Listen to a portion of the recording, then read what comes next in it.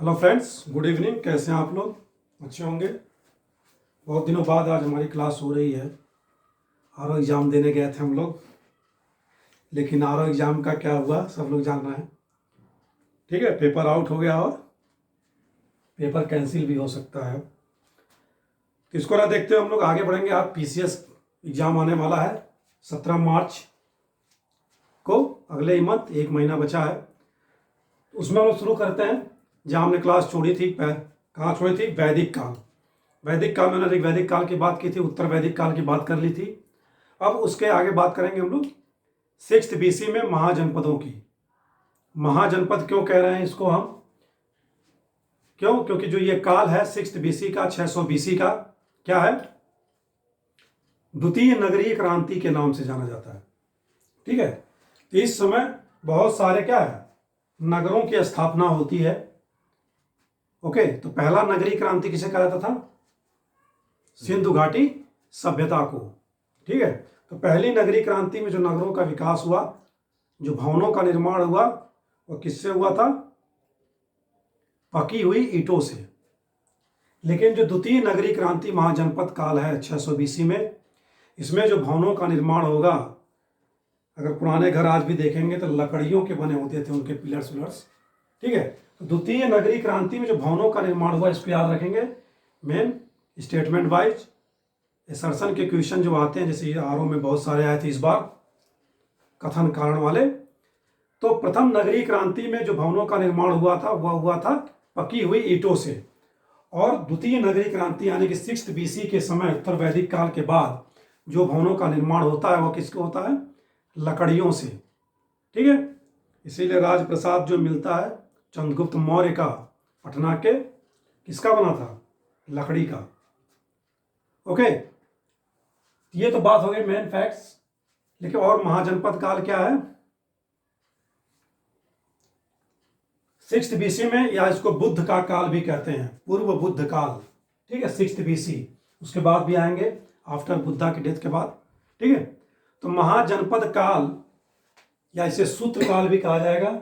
600 BC से 300 BC तक को सूत्र काल भी कहते हैं। ठीक है, हालांकि फिलहाल अभी हम 600 BC की बात करते हैं, 300 BC तक बाद में बात करेंगे जब मगध के राजनीतिक वंशों की बात की जाएगी।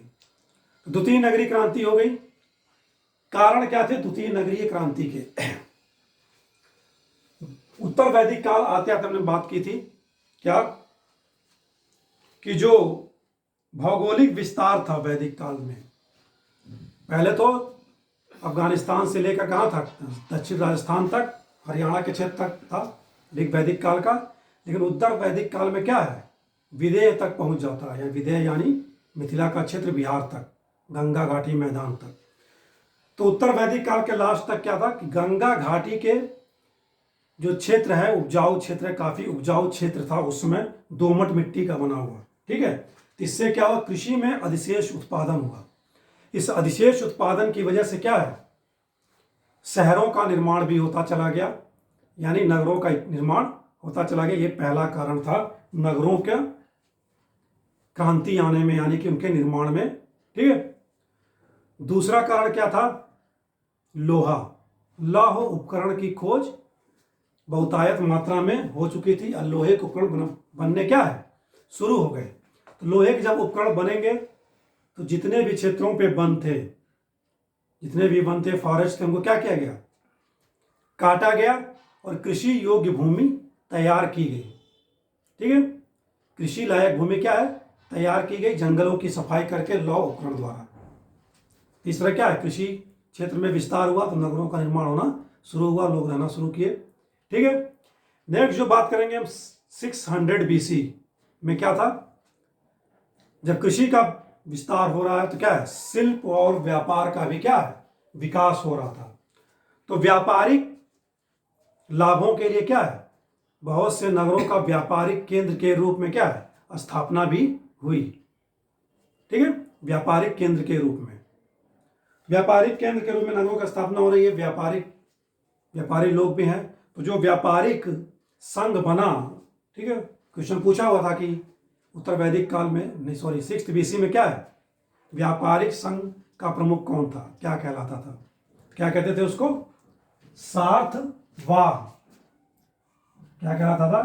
ये वर्ड किसके लिए होता? व्यापारिक संघ का जो नेतृत्व करता था उसे क्या कहते थे? सार्थ वाह। ठीक है। नेक्स्ट क्या कारण था? हमने बात की थी प्रीवियस लेक्चर में, उत्तर वैदिक काल में काफी कर्मकांड बढ़ गए थे, यज्ञ कांड। ठीक है, बहुत सी कुरीतियां फैल गई थी। इसकी वजह से क्या है, 6th BC आते आते बहुत सारे धार्मिक संप्रदायों का उदय हुआ। जैसे एग्जाम्पल ले लें, दो धर्म बहुत आज भी विद्यमान है भारत में, जैन धर्म और बौद्ध धर्म। ठीक है, तो बहुत सारे धार्मिक संप्रदायों का उदय हुआ। इस संप्रदाय के जो गुरु होते थे या जो नेतृत्व करता होते थे, जहां वह क्या करते थे? शिक्षा देते थे। जो शिक्षा देते थे उसके लिए वर्ड यूज होता था उस समय उचाव, याद रखेंगे, उचाव। ठीक है, तो जो शिक्षा के केंद्र के रूप में जहां वो विराजमान रहते थे, वे केंद्र भी क्या है? नगरों के रूप में, वो जगह भी क्या है? नगरों के रूप में परिवर्तित होनी शुरू हो गई। कोई भी मठ बनेगा तो उसके अगल बगल क्या है? आर्थिक क्रियाकलाप शुरू हो जाएगा और लोग बसना भी शुरू हो जाएंगे। तो इस तरह जो धार्मिक संप्रदायों का उदय हुआ, विभिन्न जो शिक्षा दी जाती थी उनके नेतृत्वकर्ता द्वारा, वहां भी क्या है? नगरों का विकास हुआ। और क्या कारण थे? अभी बात करेंगे हम सभी राजवंशों की। उत्तर वैदिक काल के बाद 6th BC आते आते क्या? राजवंशों का निर्माण हुआ। ठीक है, और गणतंत्रात्मक क्या? राज्यों का भी उदय हुआ। दो तरह के राज्य मिलेंगे हमें अभी, राजवंश और गणतंत्रात्मक राज्यों का उदय। ओके,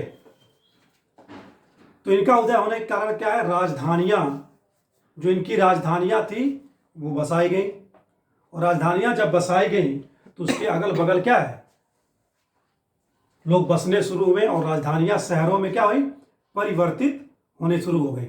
ये एक कारण था शहरों या नगरों के बनने का 6th BC में। नेक्स्ट जो कारण था नगरों के बसने का, वो क्या था? 6th BC तक महाजनपदों का विकास होने के बाद साम्राज्य विस्तार होता था, युद्ध होता था, और जहां भी सैनिक शिविर लगाए जाते थे उस जगह को क्या कहते थे? सैनिक शिविर को याद रखेंगे वर्ड, स्कंदवार। स्कंदवार वह क्षेत्र था जहां युद्ध के दौरान सैनिकों के शिविर लगाए जाते थे। सैनिक शिविर स्थल थे स्कंदवार। ठीक है, ये स्कंदवार भी नगरों में परिवर्तित होने शुरू हो गए धीरे धीरे। क्यों?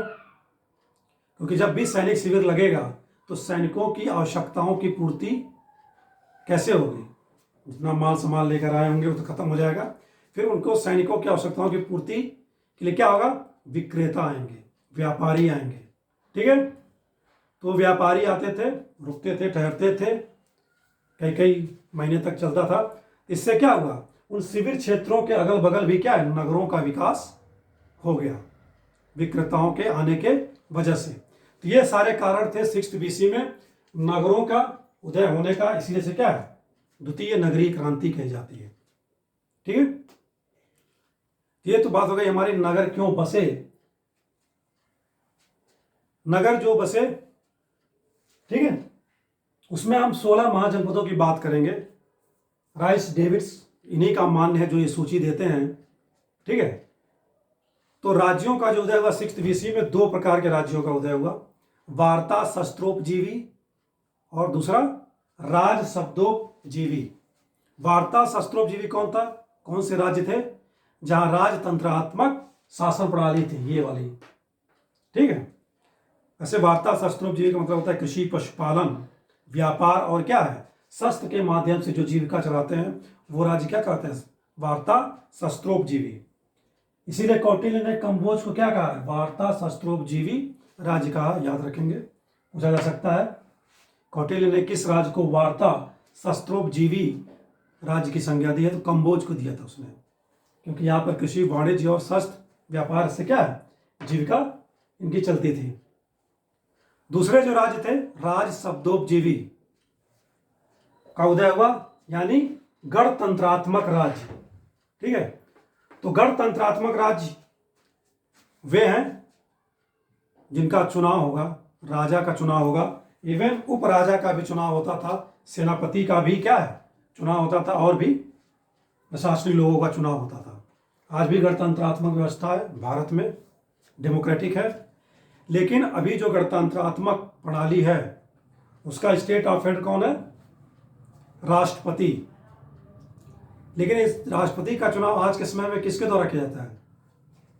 जो जनता के प्रतिनिधि हैं, यानी विधायक और एमएलए, सॉरी विधायक और एमपीस, ठीक है, तो ये चुनते हैं। यानी कि अप्रत्यक्ष निर्वाचन प्रणाली है गणतंत्रात्मक व्यवस्था में आज के समय में। लेकिन 6th BC में क्या था? राजा, उपराजा, सेनापति, सबका चुनाव जनता द्वारा प्रत्यक्षता किया जाता था। ओके, स्टेटमेंट याद रखेंगे कि जो गणतंत्रात्मक प्रणाली थी, वज्जी, मल्ल, पंचाल कहें या पांचाल कहें, कुरु, इसमें क्या था?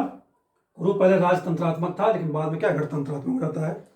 तो यहाँ का जो प्रमुख था राजा, उसके चुनाव जनता द्वारा प्रत्यक्ष रूप से किया जाता था। तो ये 2 राज्य थे, ठीक है। और कहाँ से सूची मिलती है हमें? 16 महाजनपदों के क्वेश्चन पूछे हुए हैं। धर्म ग्रंथों से, धर्म साहित्यों से। कौन कौन से धर्म साहित्य? जैन धर्म का साहित्य है कौन सा? क्वेश्चन आया हुआ है यूपीपीसीएस में भी। जैन धर्म के साहित्य और बौद्ध धर्म के जो साहित्य हैं,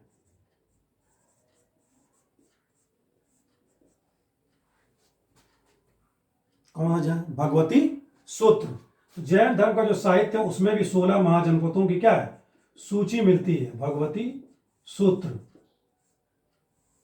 और बौद्ध धर्म का जो साहित्य है वो कौन से? अंगुत्तर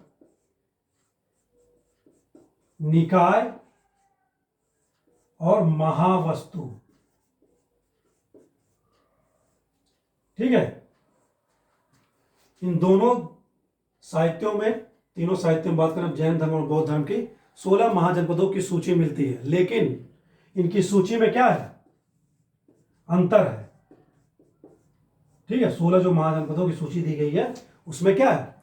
अंतर है, ठीक है। इसीलिए जो विद्वान है राइस डेविड्स, इनके द्वारा जो सूची उपलब्ध कराई गई है वही इतिहास में क्या है? मान्य है। हालांकि सूची तीनों ने भी दी है, भगवती सूत्र, अंगुत्तर निकाय, महावस्तु, ठीक है।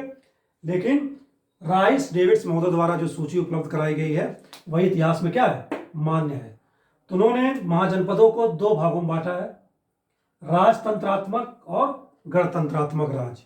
और इसके अलावा 10 स्वशासी क्षेत्र, ऑटोनोमस रीजन्स की 10 स्वशासी क्षेत्रों की भी क्या है उन्होंने सूची दी है, ठीक है। तो देखते हैं हम लोग बारी बारी राजतंत्रात्मक राज्य कौन कौन से हैं। नगर तो बहुत थे, लेकिन ये 16 महाजनपद है, ठीक है, बड़े। तो सबसे पहले कौन सा बात करें? मगध की, ठीक है। मगध की 2 राजधानियां थी। सबसे पहले गिरिब्रज और राजगृह, जिसे राजगीर के नाम से भी आज जानते हैं, ठीक है। गिरिब्रज और राजगृह।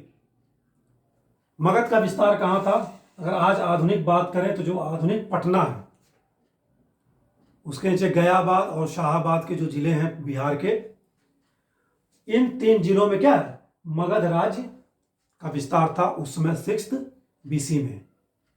ओके, मगध को हम अलग से पढ़ेंगे, मगध का राजनीतिक इतिहास और मगध का उदय होने के कारण भी नेक्स्ट क्लास में पढ़ेंगे। अभी फिलहाल मोटा मोटे हम लोग जानेंगे क्या? राज्यों के बारे में, कहाँ स्थित है।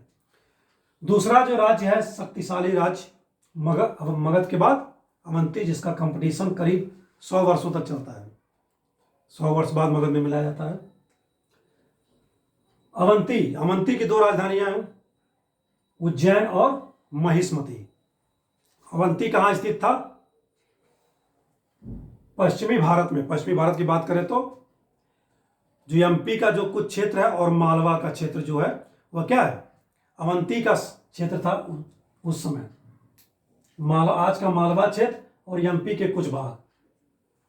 तो उत्तरी अवंती की जो राजधानी है वह कौन सी थी? उज्जैन, ठीक है। और दक्षिणी अवंती की राजधानी थी उस समय महिष्मति। ओके, महिष्मति। उत्तरी अवंती की राजधानी उज्जैन और दक्षिणी अवंती की राजधानी कौन थी? महिष्मति। तो बुद्ध काल के समय यहाँ का शासक कौन था अवंती का? बुद्ध का मित्र चंड प्रद्योत। ठीक है, राजा था कौन? चंड प्रद्योत, जिसको क्या है, किस रोग से पीड़ित हुआ था? पीलिया। ठीक है, और जीवक ने इसका क्या है, उपचार किया था। जीवक कहाँ का राजवैद्य था? मगध का। ठीक है, ठीक है, मगध का। बिम्बिसार ने भेजा था जीवक को। ओके, नेक्स्ट जो राज्य है अंग। अंग कहाँ है? ये भी बिहार में है, बिहार में था। और इसकी राजधानी क्या थी अंग की? चंपा। ओके, आज का भागलपुर मुंगेर जिला का कुछ पार्ट क्या है? चंपा के या अंग के राज्य के अधीन थे। ठीक है, अंग का वास्तुकार कौन था? महागोविंद। बात करें, अंग का ही शासक था ब्रह्मदत्त, जिसने मगध के शासक भट्टीय को पराजित किया था। भट्टीय, ये हम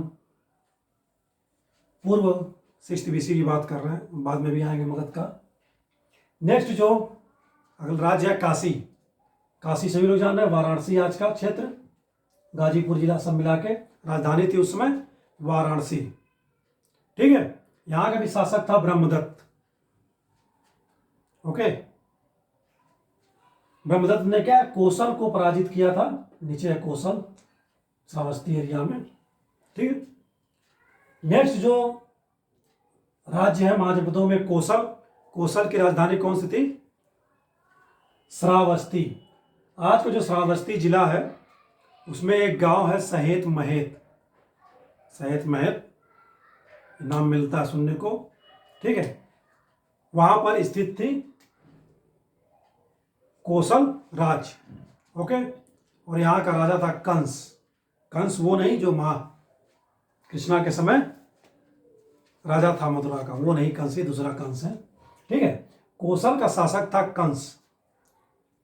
कंस के बाद महाकौशल और महाकौशल के बाद प्रसेनजित। और प्रसेनजित कौन थे? बुद्ध के समय प्रसेनजित है कौशल के शासक।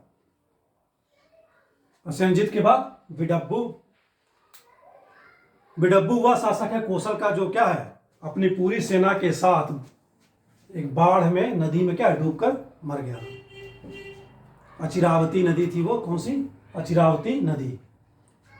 क्यों मर गया था? जो साग के क्षेत्र है, साग की भी बात करें, स्वशासी क्षेत्रों में साक्यों की, ठीक है, उस पर उसने आक्रमण किया। जब वापस लौट रहा था तो अचिरावती नदी में क्या है, पूरी सेना के साथ डूबकर इसकी मृत्यु हो गई। नेक्स्ट जो है वत्स। वत्स की राजधानी कौशाम्बी है। वत्स कहाँ स्थित था? आधुनिक प्रयागराज क्षेत्र की बात करें तो वत्स वहां स्थित था। बौद्ध या बुद्ध काल में यहां पर किस शासन, कौन सा राजवंश था? पौरस। ठीक है, पौरस नहीं, पौरव। पौरव वंश का ही राजा था उदयन। ठीक है, पौरव वंश का ही राजा था कौन? उदयन। तो बुद्ध के समय पौरव वंश था। हालांकि कौशाम्बी को राजधानी बनाया था। महाभारत काल की बात करें तो निछज्जू ने, जब क्या है हस्तिनापुर गंगा में क्या है विलीन हो जाती है तब। ठीक है, लेकिन बाद में इसमें कौन शासक है बुद्ध काल के समय? पौरव वंश का शासक उदयन। नेक्स्ट है चेदी। चेदी की राजधानी सुक्तिमती या शक्तिमती भी कहते हैं, या सोत्थिवती भी कहते हैं। ठीक है, सोत्थिवती, इसको भी लिख लेते हैं, सोत्थिवती या सुक्तमती। चेदी। चेदी कहाँ था? आधुनिक बुंदेलखंड की जो बात करें, यूपी का निचला हिस्सा आधुनिक बुंदेलखंड। यहीं का शासक था महाभारत काल में। महाभारत के समय, कृष्ण के समय कौन? शिशुपाल। कंबोज। कंबोज की राजधानी है क्या? राजपुर।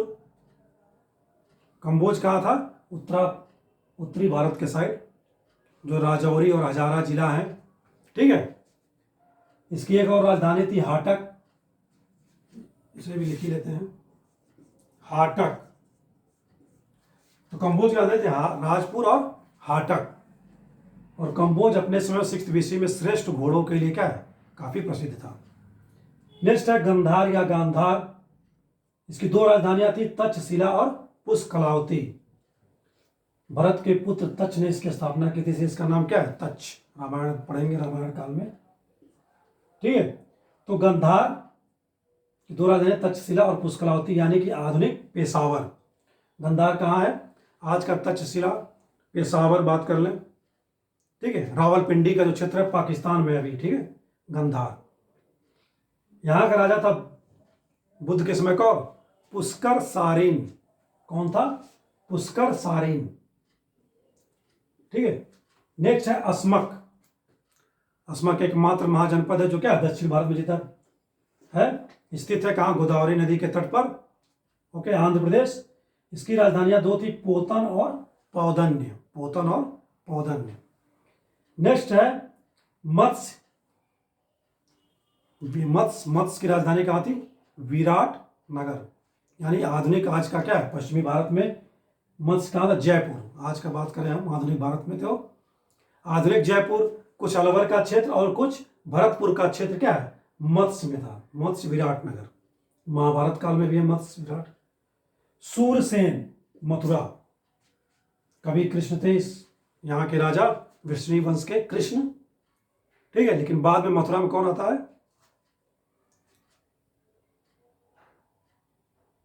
बुद्ध काल में इसमें कौन आता है, सूरसेन में, अवंती पुत्र, ठीक है। बुद्ध काल में सूरसेन में अवंती पुत्र था, ठीक है। तो सूरसेन की बात करें, राजधानी मथुरा, तो आज का आधुनिक ब्रजमंडल जो क्षेत्र है वह किसके अधीन आता है, आता था पहले 6th BC में सूरसेन, या राजधानी मथुरा, शासक अवंती पुत्र। ये बात हो गई हमारी 12 राजतंत्रात्मक राज्यों की। गणतंत्रात्मक राज्यों की सूची दी है राइस डेविड्स ने। वज्जी कहाँ था, आज के वैशाली में, वैशाली जिला, ठीक है, वज्जी वैशाली जिला। वज्जी क्या था, कुल क्या है, 8 राज्यों का संघ था, ठीक है। 8 राज्य क्या है, या 8 कुल परिवार के, कुल के लोगों का क्या था, संघ था, जिसमें मेन यही था, वज्जी था, ठीक है। और कौन सा मेन थे, लिच्छवी और विदे, ये 3 मेन थे इस वज्जी संघ में। 8 कुलों का संघ था, याद रखेंगे कि कितने था, 8। मल 2 जगह थे, कुशनारा और पावा। आज का कसिया जो है, कुशीनगर में जो कसिया है वह कुशनारा, और जो पडरौना डिस्ट्रिक्ट है, सॉरी पडरौना जगह है कुशीनगर में, तब देवरिया हुआ करा था पहले, अभी वहां पावा जगह है, ओके, पडरौना। तो कुशीनगर में 2 मल्ल है, कुशनारा यानी कसिया और पावा यानी पडरौना में। पावा में ही बुद्ध की क्या है, मृत्यु हुई थी। नेक्स्ट है पंचाल या पांचाल। पंचाल भी पहले क्या था, राजतंत्रात्मक था, लेकिन बाद में क्या गणतंत्रात्मक बन जाता है। इसकी 2 राजधानियां हैं, काम्पिल्य और अहिछत्र। तो पंचाल की बात करें आज अगर, तो पंचाल कहाँ था, रुहेलखंड, बरेली, बदायूं, फर्रुखाबाद और कुछ पार्ट कानपुर का, ठीक है। तो जो इसकी उत्तरी राजधानी है थी पंचाल की, वह काम्पिल्य थी, यानी रुहेलखंड का एरिया वाला, बरेली वाला, बदायूं वाला। और दूसरी जो राजधानी थी अहिछत्र, साउथ की, फर्रुखाबाद और कुछ कानपुर का एरिया, ठीक है, दक्षिणी राजधानी अहिछत्र। नेक्स्ट है कुरु, पहले राजतंत्रात्मक था, फिर क्या हुआ, गणतंत्रात्मक रूप में परिवर्तित हो गया। इंद्रप्रस्थ, दिल्ली मेरठ का क्षेत्र, ओके, थानेश्वर चले जाए पंजाब, थानेश्वर तक विस्तारित था कुरु, ठीक है। यहाँ का राजा कौन था, कौरव्य। बुद्ध काल के समय कौरव्य राजा था, कौरव्य, ठीक है, कौरव्य। ये तो हमारा हो गया राजतंत्रात्मक राज और गणतंत्रात्मक राज, राइस डेविड्स की सूची। राइस डेविड्स ने 10 स्वशासी क्षेत्रों की बात की है। कपिल वस्तु के शाक्य, ठीक है, सुषमा गिरी के मग, केशपुट के कलाम, रामग्राम के कोली, कुशीनारा के मल्ल, पावा के मल्ल, ठीक है। पिपलीवन के मोरी, मिथिला के विदेह, वैशाली के लिच्छवी और अलकंपा के बुली। शाक्य कहाँ है? कपिलवस्तु, आज का जो आधुनिक डिस्ट्रिक्ट बात करें यूपी में सिद्धार्थनगर, वहां जगह है पिपरहवा। एक तो ये राजधानी थी, दूसरी थी लुम्बिनी जो आज नेपाल में है, सटा ही है बॉर्डर पे सिद्धार्थनगर। सिद्धार्थनगर क्रॉस करके लुम्बिनी, ठीक है। तो शाक्य कहां थे? आज का जो सिद्धार्थनगर है, पिपरावा क्षेत्र, वहां और लुम्बिनी में, ठीक है। सुषमागिरी के मग्ग, मग्ग कहां है? सुषमागिरी, सुषमागिरी पर्वत कहां? मिर्जापुर डिस्ट्रिक्ट, या सुमार पर्वत कहते हैं, सुषमागिरी पर्वत यानी मिर्जापुर, मिर्जापुर का क्षेत्र।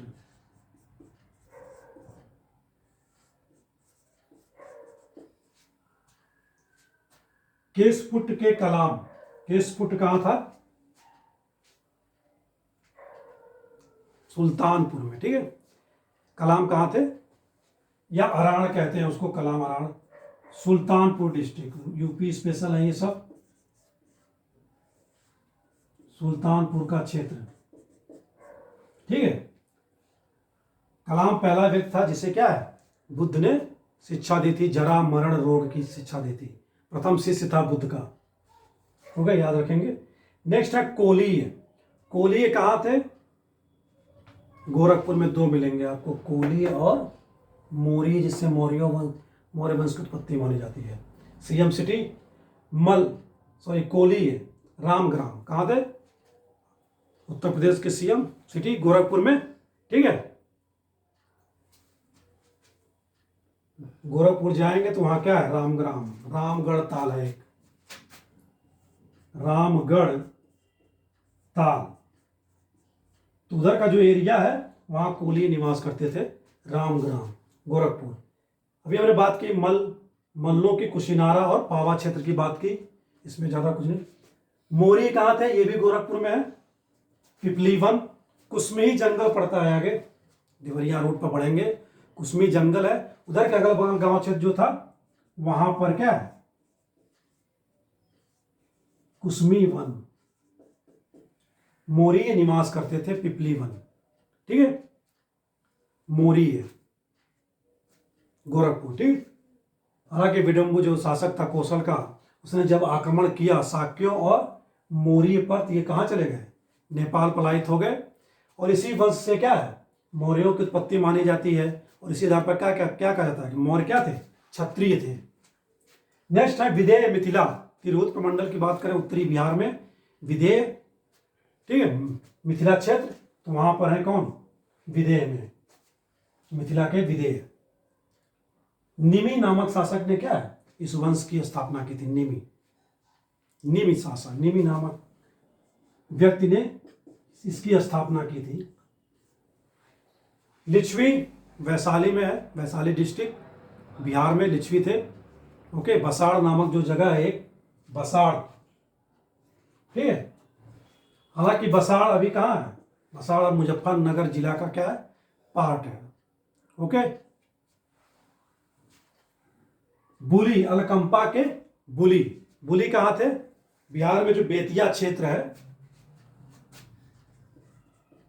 बेतिया, बुली बेतिया क्षेत्र में थे, ओके। तो ये तो कुछ बातें कि हमारे महाजनपद काल में राजतंत्रात्मक राज्यों की और गणतंत्रात्मक राज्यों की 10 स्वशासी क्षेत्रों का, ओके। तो आज क्लास में इतना ही रखेंगे, ये परिचय हो गया। नेक्स्ट बात करेंगे मगध का उत्कर्ष का कारण क्या था, उसमें राजनीतिक वंश कौन कौन आए, शुरू करेंगे हर्यक वंश से, ठीक है। तो आज के इतना ही, नमस्कार, thanks for watching the video.